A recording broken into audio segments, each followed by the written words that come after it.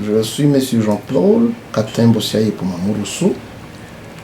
Je travaille ici au bureau du CDPCL, Centre diocésain de pastoral, catéchèse et liturgie, au diocèse de Butembo-Beni.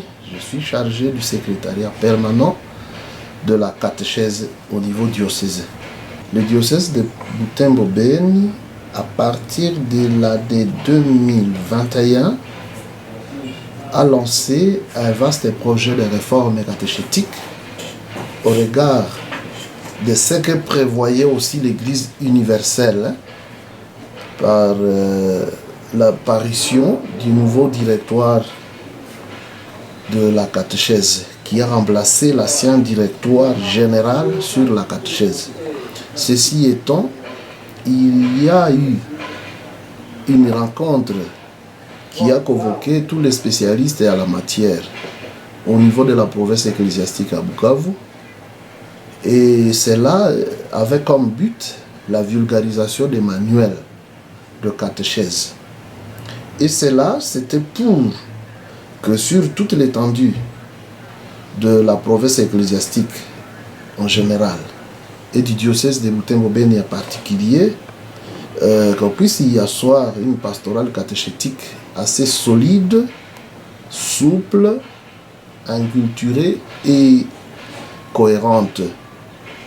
C'est pour cela qu'il y a eu un programme qui a fait que tous les curés des paroisses, leurs vicaires et tous les autres agents pastoraux, particulièrement les catéchistes, qui sont censés être des agents de la catéchèse, ont été convoqués pour essayer de discuter ensemble les voies et moyens de mettre sur pied le nouveau programme de la catéchèse.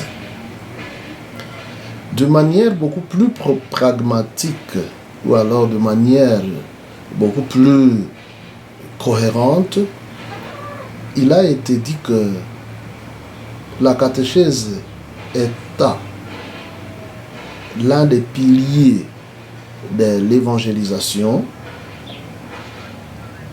Il fallait que l'on songe à réformer ces domaines pour une église plus ou moins inculturée, pour une église synodale et pour une église missionnaire. Voilà pourquoi, concrètement, au regard de ce qui a été donné par le magistère universel, le Saint-Père a d'abord publié par une lettre apostolique sous la forme de motu proprio, Anticum Ministerium, établissant le ministère de catéchiste. Et en plus, il a publié un document, comme je venais de l'annoncer dans mon introduction, un document qui présente la réforme de la catéchèse, le directoire de la catéchèse, que je peux peut-être montrer ici à nos téléspectateurs. Ça, c'est un nouveau document qui a remplacé l'ancien. Alors, notre église locale ne devait pas rester à marge de toutes ces réformes déjà engagées, et par l'église universelle, et par l'église régionale, et par l'église provinciale, comme l'église nationale. Voilà pourquoi, au niveau de notre diocèse de Butembo-Beni, tout en tenant compte aussi de sa tradition, a été à l'honneur en engageant cette réforme par la catéchèse à deux niveaux. Le tout premier niveau, c'est ce qu'on peut appeler le pré-catéchuménat. Ce qu'on peut appeler le pré-catéchuménat, c'est-à-dire une très longue étape, une étape où on doit préparer les tout petits de 3 à 9 ans à l'éveil de la foi. Et c'est là, sur le plan psychologique et le plan pédagogique, les enfants qui ont cet âge ont encore les capacités nécessaires pour mémoriser. C'est là qu'on a ramené la catéchèse frontale, la catéchèse de questions-réponses. Et c'est ce que nous avons dû appeler la catéchèse de l'éveil de la foi. C'est une catéchèse parce que on peut dire que ça approfondit, ça donne déjà d'une manière ou d'une autre quelques vérités de la foi. L'éveil de la foi concerne les tout petits de 3 à 9 ans. C'est la toute première étape et cela doit se passer dans chaque CV. Quand je dis CV ici, à terme technique et à terme simple, on peut parler de Shirika. On parle de Shirika ici chez nous, mais c'est la CV, la communauté ecclésiale vivante.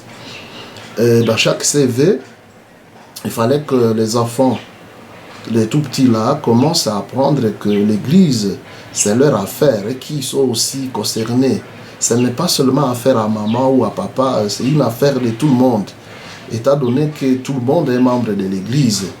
Et la catéchèse qui est l'un des piliers de l'évangélisation doit concerner tout le monde. La catéchèse concerne les enfants, les jeunes et les adultes. Et alors au niveau des enfants, c'est la toute première étape à laquelle l'église locale devrait s'appuyer ou est en train de s'appuyer pour l'éveil de la foi. Donc de 3 à 9 ans, les enfants doivent être regroupés une fois la semaine, une soirée, dans leur shirika pour essayer d'éveiller leur foi. C'est-à-dire là, ils ont à apprendre les prières usuelles, des prières liturgiques, la catéchèse par question-réponse, donc la mémorisation de certaines vérités de la foi. Et là, on doit trouver un catéchiste ou un fidèle, un chrétien de bonne volonté, un membre d'un mouvement d'action catholique ou de groupe de réflexion et d'approfondissement spirituel, et zélé, qui aime vivre avec les enfants, et pourquoi pas même un enseignant catholique qui veut vraiment aider l'Église à transmettre la foi à ces tout-petits, à éveiller la foi de ces tout-petits. Voilà la première étape. Et l'étape suivante, c'est vraiment le pré-catéchuménat, puisque là maintenant nous commençons petit à petit le cheminement catéchuménal. Avant 9 ans, ou jusqu'à 9 ans, si je peux le dire comme ça c'est une étape qu'on appelle l'éveil de la foi. On éveille la foi. Et après l'éveil de la foi, maintenant, vient l'étape du début du cheminement même catéchuménal. Vous savez, quand on parle du catéchuménat, simplement on veut dire baptême par étape. Tout ce qui sanctionne le sacrement de l'initiation chrétienne, ce sont les enseignements qui accompagnent. Et alors là, la route pour préparer le sacrement de l'initiation chrétienne commence par la première étape. Quelque part, j'ai évoqué la tradition de notre diocèse. Notre diocèse de Butembo-Beni a une tradition qui dépend des premiers missionnaires qui nous ont évangélisés. Notre diocèse a été évangélisé d'abord par les missionnaires du Sacré-Cœur de Jésus, les Déhoniens, ensuite les missionnaires Augustins de l'Assomption. Et alors, les Augustins de l'Assomption qui ont semblé ériger plusieurs paroisses, qui semblent jusqu'aujourd'hui être les pères, les instigateurs de l'évangélisation de la grande partie de notre diocèse, ils ont initié la catéchèse, ils ont vraiment pris la catéchèse comme un socle et ils ont même conçu des manuels au point que pour asseoir cela, ils ont même ils ont pensé un mécanisme de former les catéchistes.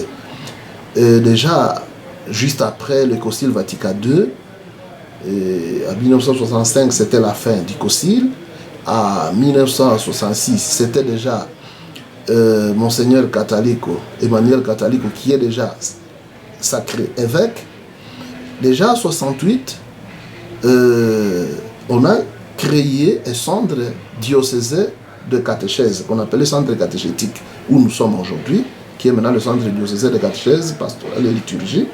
Déjà en 68, on a formé des catéchistes qui vont justement accompagner les jeunes dans ce cheminement catéchuménal.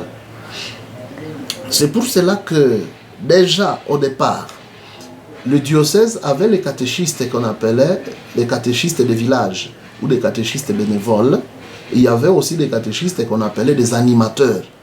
Ça, c'est un élément un peu historique pour essayer d'expliciter la suite de ces propos. Alors, à cette époque déjà, on a initié la première étape, qui est l'étape des appelés. À Kiswahili, nous les appelons les Waitwao. Les Waitwao sont suivis par les enfants de 10 ans et ils doivent suivre leurs enseignements dans des shirikas à la maison 2 fois la semaine, 2 soirées la semaine, comme je peux le dire. Parce que quelque part, j'ai parlé d'une catéchèse inculturée. Nous devons voir comment les gens vivent ici chez nous. Prenons les croisés, prenons les anges du ciel, Enfants de Marie, Velites et autres. Ce sont des jeunes qui viennent à la paroisse le soir. Ils se rassemblent le soir pour essayer de partager leur foi, leur expérience de foi. Et alors, pour essayer de mettre un lien entre le vécu et la foi, on a pris ce même style pour que les jeunes gens, les enfants de 10 ans, qui commencent la catéchèse, qui commencent le catéchuménat, commencent aussi à venir le soir. Donc, au lieu de venir directement au secteur, ils vont d'abord commencer par leur baraza, chez eux. Et pourquoi chez eux? Dans la nouvelle configuration de la catéchèse, nous sommes appelés à quitter la catéchèse à la responsabilité des seuls catéchistes et des prêtres, à une catéchèse à la responsabilité de toute la communauté chrétienne. Donc, toute la communauté est censée accompagner le catéchumène. Pourquoi?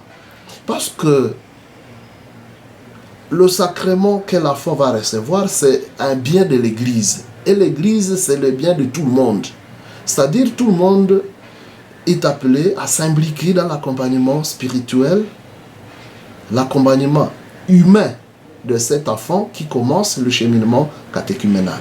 Voilà pourquoi la première étape vraiment, au diocèse de Butembo-Beni, à partir de 2021, la première étape qui va s'étendre sur une durée, disons, tous les catéchuménats, le cheminement qui doit s'étendre sur une durée de 3 ans, sera échelonné à 3 phases. Donc, nous commençons la première année, qui est la première étape, donc le pré-catéchuménat, qu'on appelle l'étape de Waitwao, les appelés, qui doivent rester dans la chapelle du village, dans leur catéchisme, dans leur nyumba ya sala. Et c'est le catéchiste titulaire de là, avec son adjoint, qui doit s'en occuper. Quelque part, j'ai déjà dit que la catéchèse concerne les enfants, les jeunes et les adultes. Et donc, le catéchiste, il n'est pas seulement catéchiste des adultes, il est catéchiste et des enfants, et des jeunes, et des adultes. Et donc, voilà la part des responsabilités qu'il incombe dans la shirika. Le catéchiste et le shirika est appelé à s'occuper du programme d'accompagnement de ces jeunes gens de 10 ans.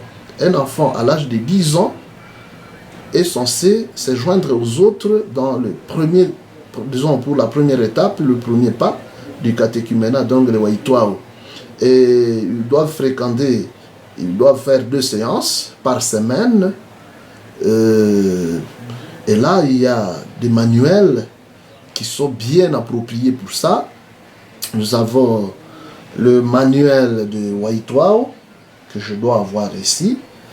Et malheureusement, ce n'est pas tout près, j'aurais pu montrer le manuel de Waitwao et le manuel de Waamini.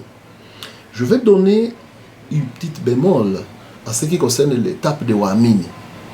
Dans la province ecclésiastique, le cheminement catéchuménal doit durer 4 ans. Alors pour nous, j'ai évoqué quelque part où j'ai frôlé rapidement,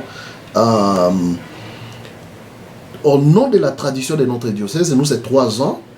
Nous faisons 3 ans, pourquoi? Parce que c'est déjà une tradition. On a fusionné l'étape de Waamini avec l'étape de Waitwao. Et c'est ce qui fait déjà la première année.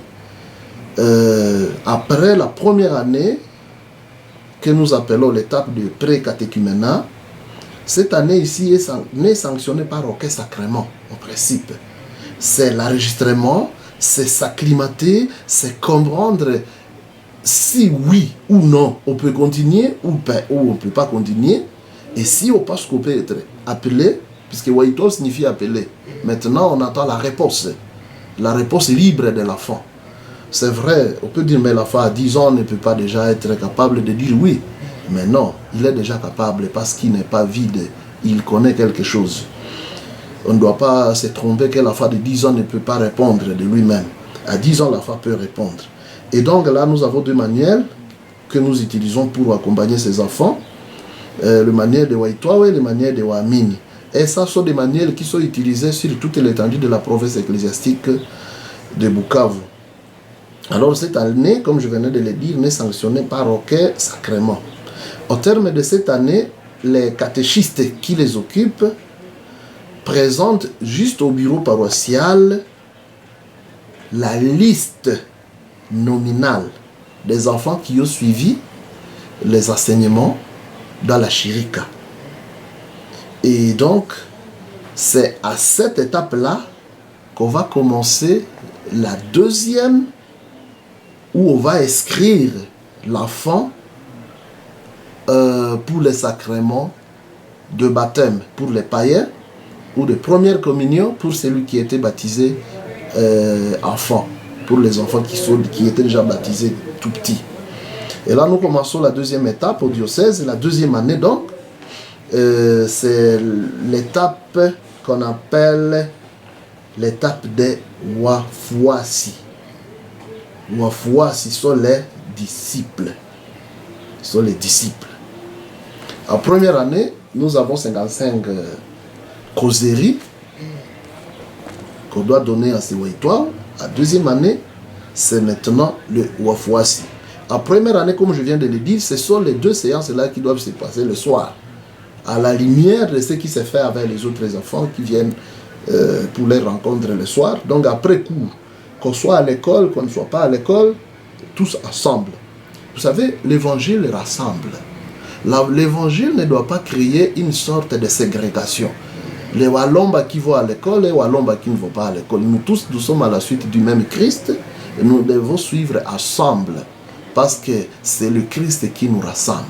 Nous devons écarter toute tendance de ségrégation. Voilà l'une des raisons qui font que chaque soir, les enfants qui vont à l'école et ceux qui n'y vont pas, ensemble, vont se retrouver là-bas. Heureusement, aujourd'hui aussi, on doit appliquer ou on doit adapter la réalité parce que sont un peu moins les enfants qui ne vont plus à l'école à partir du moment où le gouvernement prenait la gratuité de l'enseignement primaire, de l'éducation à l'école primaire. Voilà. Alors rapidement, le Wafouas, si c'est la deuxième année, ça c'est au niveau du secteur. Et au niveau du secteur ou sous-secteur, là maintenant, on est en train de franchir une étape où on est préparé. C'est la préparation immédiate à recevoir maintenant le sacrement de baptême pour les païens, la première communion pour ceux qui étaient déjà baptisés enfants, tout petits, qui ont reçu le pédobaptême. Ça, c'est au niveau du secteur. Et là, c'est l'animateur maintenant qui doit intervenir. L'intervention de l'animateur est plus qu'importante, d'autant plus qu'il est attitré, préparer les enfants.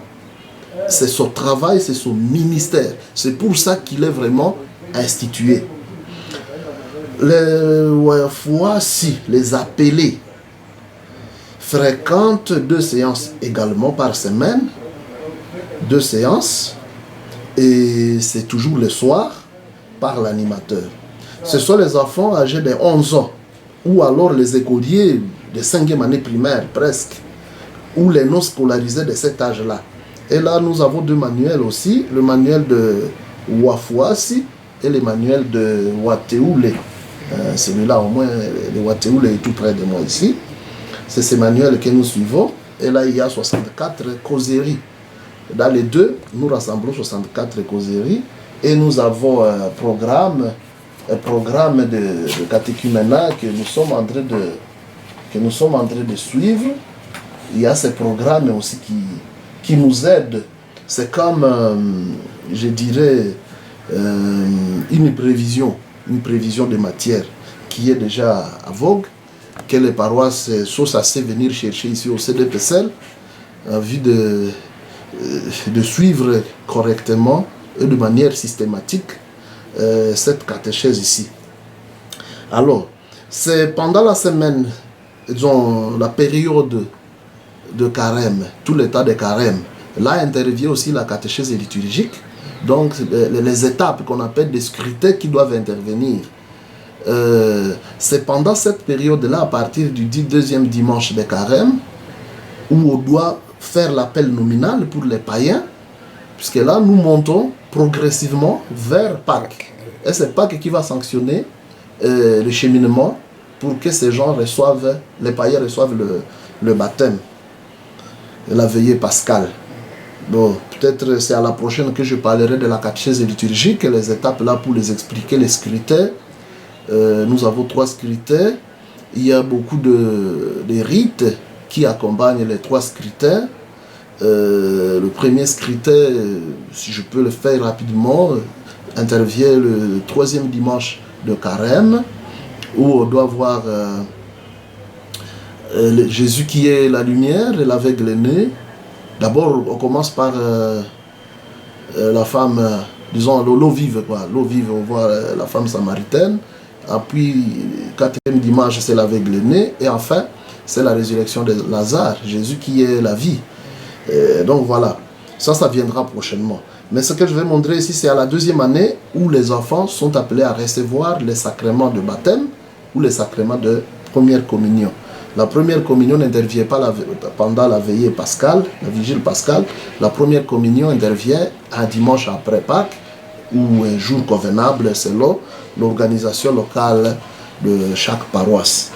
Vient ensuite la dernière année du cheminement catéchuménal, et tout ça, ça doit se passer au secteur par soit le prêtre, soit par une religieuse, soit par l'animateur, soit par quelqu'un d'autre, diacre, séminariste à stage, pour accompagner ces gens. C'est la dernière année, la 3e année qu'on appelle l'année de Wateoule. L'année de Wateoule, donc les élus. Nous sommes maintenant élus. Nous venons de recevoir le baptême, nous sommes déjà des chrétiens, nous sommes élus, et donc nous nous préparons à la responsabilité. C'est la dernière année où on prépare les jeunes à recevoir la confirmation. Et là, nous suivons 94 causeries catéchétiques et nous prenons le manuel que nous avons comme un héritage de nos missionnaires, Kaapamo Janasi. Je vais bien donner une brève historique de ce manuel. Kaapamo Janasi, à l'époque, on l'appelait Makatéchèse Kwawalomba. Ces documents, c'est un héritage, c'est un patrimoine de nos premiers missionnaires, les pères les Augustins de l'Assomption, qui ont conçu ces manuels très précieux. Et nous avons juste donné une touche, juste pour réadapter, pour l'actualiser, et on a donné un nouveau titre, Kaapamo Janasi, que nous tirons de l'évangile selon Saint Luc, chapitre 24, verset 29, de ces récits des disciples d'Emmaüs. Donc, quand vous êtes à la rencontre avec le Christ que nous rencontrons, le Christ qui nous parle, le Christ qui nous enseigne, il transforme notre foi, il transforme toutes nos convictions, et enfin, nous nous exclamons en vouloir rester avec lui. Parce qu'après un enseignement, il faut qu'on reste avec le Christ, parce que sans le Christ, nous ne pouvons rien. Voilà. La 3e année du cheminement catéchuménal est sanctionnée par le sacrement de confirmation, justement. Et là, les catéchumènes fréquentent 3 séances dans leur secteur respectif, et il y a un animateur qui doit le faire. Comprenez que cette catéchèse ici, sacramentelle, est appelée techniquement une catéchèse systématique. Quand on parle d'une catéchèse systématique, c'est-à-dire c'est une catéchèse qui a un programme bien précis. On a un cahier d'appel, on connaît les acteurs, on connaît l'émetteur, celui qui doit émettre, celui qui doit transmettre, c'est le catéchiste. Il est connu, il est affecté pour ça. Et on connaît les récepteurs, c'est-à-dire les catéchumènes qui reçoivent, chacun par son nom. C'est pour cela qu'il y a même un registre d'appel. Il y a même certaines contraintes. Il y a certaines contraintes en principe. Quand on est mouitois, on est moufouassi. Quand on devient moufouassi, là, ça devient une catéchèse systématique. Mais quand on est mouitois, si tu veux, on ne met pas ton nom. Et là, on n'a pas de compte à rendre avec toi. Mais quand ton nom est déjà là, puisque c'est une étape, quand on a fait l'appel nominal, c'est-à-dire tu acceptes d'entrer dans le cheminement catéchuménal de manière beaucoup plus systématique. C'est ce qu'on appelle catéchèse systématique. Donc ce cheminement ici, c'est une catéchèse systématique. Alors, ce sont les jeunes gens de 12 à 15 ans ou 14 ans. Ces gens suivent cette étape-ci. Alors, ceux qui ont déjà l'âge de 15, 17, 18, 19 sont déjà adultes. Ceux-là sont considérés comme des Waongofu. Sont considérés comme des Waongofu. On considère qu'ils étaient quelque part. Alors, ils constituent un groupe à part. Parce qu'ici aussi, on doit revenir sur un autre aspect de ce qu'on appelle la catéchèse selon les âges. Un enfant de 9 ans ne peut pas rester dans un même groupe avec un jeune de 15 ans. Il y aura ces décalages et puis ça va gêner un tout petit peu. On ne va plus bien assimiler des causeries. Parce que quand on dit causerie, c'est-à-dire on doit échanger, on doit partager l'expérience, on doit échanger, on doit se parler. À l'époque, on parlait de... Disons, au lieu de parler de causerie, on parlait de leçons. Et quand on parle de leçons, c'est-à-dire c'est une catéchèse où il y a un enseignant qui donne de manière pédagogique, de manière stricte, et les autres reçoivent. Les donne et l'autre reçoit. Tandis que quand on parle de causerie, c'est-à-dire moi je donne, et l'autre reçoit, et lui aussi donne, et moi aussi je reçois. C'est-à-dire il y a une corrélation entre ce que moi je transmets et ce que les catéchumènes reçoivent. Moi aussi, j'ai à recevoir d'eux. C'est pour cela qu'il y a cet échange-là. Et c'est pour ça qu'il y a le concept même causerie. À côté de ceci, il y a maintenant la catéchèse permanente. Puisque la catéchèse ici, car l'étape de Wateoul est ici, qui doit se passer à paroisse ou au secteur, est sanctionnée par le sacrement de confirmation. Et après la confirmation, commence normalement les premières semaines après la confirmation, c'est la semaine où on doit approfondir la catéchèse mystagogique. On approfondit encore un peu plus la catéchèse sur les sacrements, mais aussi sur le rôle qu'un fidèle, un chrétien doit jouer dans l'église, sur les ministères dans l'église. C'est pour cela que souvent, après la confirmation, on demande aux jeunes d'aller se faire enregistrer ou de se faire enrôler dans des mouvements d'action catholique en vue d'approfondir davantage leur foi. Et c'est là que commence ce que nous appelons la catéchèse permanente, puisque nous cherchons encore et encore et encore jusqu'à la fin de notre vie le salut. Le salut n'est pas comme un coup de baguette magique où bon voilà, du coup on s'est déjà converti, c'est tout. Mais nous cherchons encore et encore et encore jusqu'à la fin de notre vie. C'est pour cela qu'il y a maintenant la catéchèse permanente dans des CV, dans des shirika. Mafundisho katika shirika. Et là, nous avons Emmanuel sur ça aussi, que je vais montrer aussi, qui n'est pas loin de moi. Il y a tous ces manuels qui sont là pour ça, pour la catéchèse permanente. Nous avons ça par exemple pour la catéchèse qui accompagne les jeunes fiancés et puis même les couples. Nataka kuishi ndoa ya heri. Tout ça, ça contient une catéchèse permanente. Mafundisho katika shirika la Wakristo, le document qui n'est pas à côté de ma table, c'est dire que là je n'y travaille pas maintenant. Il y a ça comme catéchèse permanente. Il y a aussi un autre aspect que nous ne devons pas oublier, et je vais chuter par là. Ici, nous venons de finir quelque part la catéchèse sacramentelle ou le catéchuménat, cheminement catéchuménal. Je viens de parler un tout petit peu brièvement de la catéchèse permanente. Maintenant, j'aurais pu parler de la catéchèse scolaire. La catéchèse scolaire. Ou peut-être avant d'arriver là, je vais souligner qu'il y a les Waongofu. Les Waongofu, qui sont-ils? Ces gens sont des chrétiens qui viennent d'autres confessions religieuses, qu'on appelle les Waongofu justement, qui viennent d'autres confessions religieuses. Ça, on peut voir déjà dans ces programmes de catéchuménat, et la répartition ici, pour les Waongofu. Et ces programmes nous montrent que ces Waongofu-là, les gens qui viennent d'autres confessions religieuses, d'une part, mais aussi, il y en a qui étaient catholiques mais qui n'ont pas fini leur cheminement catéchuménal. Par exemple, quelqu'un était baptisé tout jeune, de le bas âge, il était déjà baptisé, et puis après, il a abandonné la foi, il s'est retrouvé dans une aventure, ou même sans religion, et puis après, par la grâce de Dieu, il va encore revenir. Ce sont ces gens-là que nous appelons des Waongofu. Ce sont ces gens-là que nous appelons des Waongofu. Qui peuvent encore revenir. Donc, un peu ça. Maintenant, je vais parler brièvement de la catéchèse scolaire. Quand on parle de la catéchèse scolaire ici, techniquement, c'est le cours de religion. Et le cours de religion dans une école conventionnelle catholique, comme on peut bien le lire dans les nouvelles orientations de ces directoires, sur les directoires pour la catéchèse, l'école catholique d'abord, c'est un champ d'action pastorale.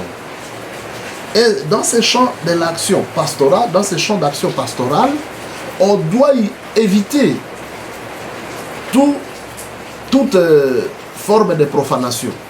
C'est-à-dire, on doit impérativement y insérer la foi par cette catéchèse. Et cette catéchèse, c'est le cours même de religion. À l'école primaire, comme à l'école secondaire, comme à l'école, dans l'enseignement universitaire, il faut connaître ces cours de religion là-bas. Alors, la catéchèse scolaire ou le cours de religion est à bien soigner. Nous devons bien soigner ces cours. Il y a les manuels qu'on utilisait parfois pour accompagner les catéchumènes, qu'on a déjà séparés carrément. On a séparé les manuels pour l'accompagnement du cheminement catéchuménal de ce qu'on appelle catéchèse scolaire, donc du cours de religion. À l'époque, on pouvait utiliser ces manuels d'un côté comme de l'autre. Mais ces derniers temps, il y a une nette différence parce que à l'école, le cours de religion pour les catholiques, c'est une catéchèse. Pour les non-catholiques, c'est une information religieuse. Pour dire qu'on ne peut pas on ne doit pas mêler les choses.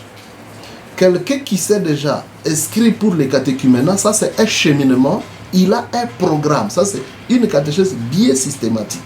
Et ce n'est pas dans une zone d'obligation. Là, c'est la volonté de chacun pour se faire inscrire au catéchuménat. Tandis que à l'école, on n'y va pas pour la catéchèse, on y va pour l'acquisition d'autres connaissances.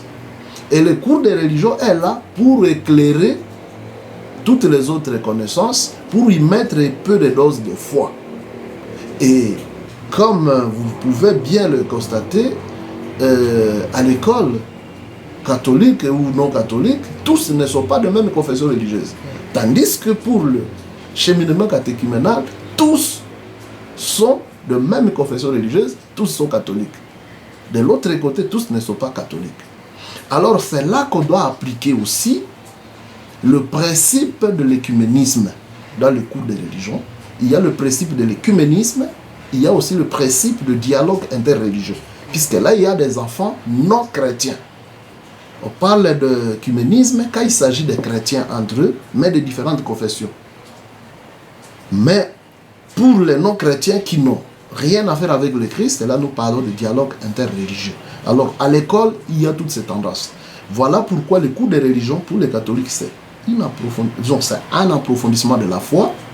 Pour les non-catholiques, c'est une information religieuse.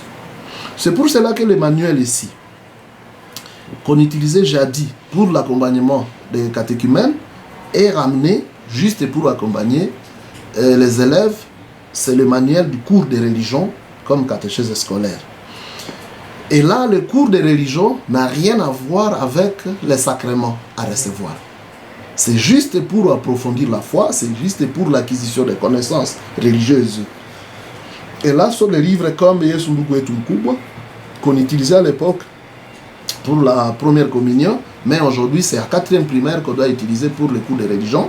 Nous avons Uzima Mpya, nous avons Taifa Teule, nous avons Ujaliwe Roho Mtakatifu. Ce sont autant de manuels qui doivent maintenant accompagner les enfants dans les écoles, à l'école primaire. Tout ça c'est à l'école primaire.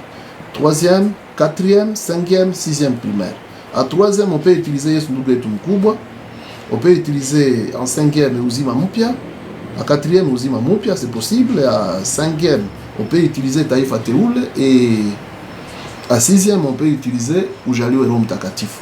Donc voilà, de manière assez distraite, bon, je ne sais pas comment dire, à un mot ou à peu de mots, c'est que je peux donner comme élément une petite contribution pour essayer d'éclairer l'opinion quant à ce qui concerne la catéchèse au diocèse de Butembo-Beni.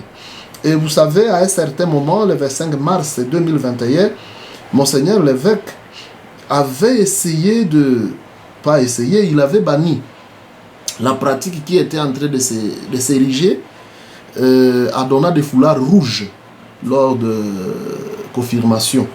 Il a fait accompagner cette mesure par une lettre pastorale et il a dit qu'au lieu de donner des foulards rouges, à lieu et place, il fallait donner les documents qu'on appelait à l'époque, on avait les biblies à Watoto qui ne sont plus imprimés, on attend encore, mais le diocèse a produit à lieu et place un document qui contient la synthèse de la foi qu'on appelle Hindiyo Imani Yetu. Merci, je tombe dessus. Hindiyo Imani Yetu, c'est ça. C'est ce document qui remplace le biblier à Watoto, puisque c'est un livre, c'est bilingue, c'est à Kiswahili et à français. Là-dedans, on peut avoir une partie qui traite du credo, l'autre partie qui traite des Saintes Écritures, tous les livres de la Bible, quelques prières usuelles, la liturgie, quelques attitudes liturgiques, et vers la fin, on peut lire quelques voilà, les gestes liturgiques pour essayer d'expliciter un peu notre manière de vivre la foi. Un autre élément que je voulais aussi toucher, c'est que la catéchèse dans des shirika, il y a eu une confusion entre la liturgie et la catéchèse. La liturgie, c'est l'expression de notre foi, tandis que la catéchèse, c'est l'approfondissement de notre foi. C'est pour cela que dans des shirika, on nous a demandé de lire, de prendre la catéchèse. Parce que quand nos mamans vont dans des shirika, vont à la catéchèse, et là il faut qu'il y ait vraiment la catéchèse. C'est pour cela qu'il y a eu un manuel bien dressé pour ça, Mafundisho katika shirika lawa Kristo. Ça c'est, je reviens un tout petit peu sur la catéchèse permanente. Et donc il y a des thèmes, chaque semaine il y a un thème développé pour essayer d'approfondir la foi. Voilà un tout petit peu ce qui est comme mesure, ce qui est comme directive, ce qui est comme orientation en ce qui concerne la catéchèse. C'est-à-dire, en résumé, nous adaptons notre manière de faire, notre agir pastoral, nous l'adaptons au directoire pour la catéchèse, qui est document du magistère, qui est paru récemment par le Conseil pontifical pour la promotion de la nouvelle évangélisation. La session sur la catéchèse tenue à Bukavu en 2021, sur la catéchèse, sur toutes ces réformes que nous devons engager, mais aussi tout en tenant compte de la tradition de l'Église, mais aussi valoriser le ministère de catéchiste. Merci pour tout ce que nous venons de faire. Voilà, merci beaucoup. C'est moi qui vous remercie. Ça va.